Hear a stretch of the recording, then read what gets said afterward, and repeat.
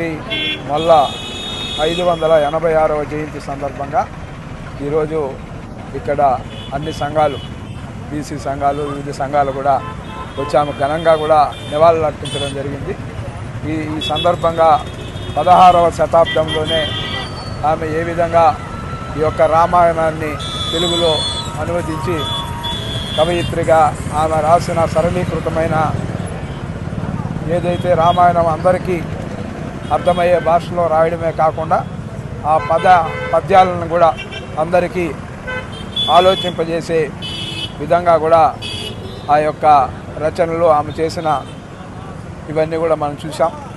ఆనాటి నుంచి ఈనాటికి కూడా ఏదైతే అణగారిన వర్గాల్లో ముఖ్యంగా కుమ్మరి దీనికి సంబంధించి ఆమె జన్మించినా కూడా ఒక ఆదర్శవంతమైన మహిళా కవయిత్రిగా ఆమె చేసిన కృషి దశాబ్దాలు కూడా గుర్తించుకునే విధంగా మా వర్గాల్లో నిలిచిపోతుంది.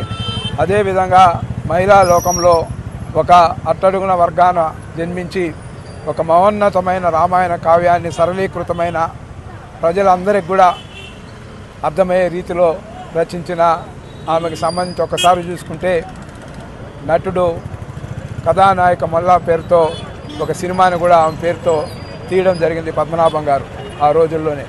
దాంట్లో ఆ పాత్రకి వాణిశ్రీ గారు కూడా ఆమె నటించడం, ఆ రోజు ఒకసారి మనం అందరూ కూడా ఇలాంటి మహోన్నత వ్యక్తులు చూపిన బాటలో నడుస్తూ వాళ్ళ ఆశయ సాధన కోసం మేమందరూ కృషి చేయడం జరుగుతుందని కూడా ఈ సందర్భంగా కూడా ఆమె జయంతి సందర్భంగా కూడా అందరూ ఒక మహిళా లోకానికి విజ్ఞప్తి చేసి మేమందరూ కూడా ఆమె బాటను ఆచరిస్తామని కూడా తెలియజేస్తాము.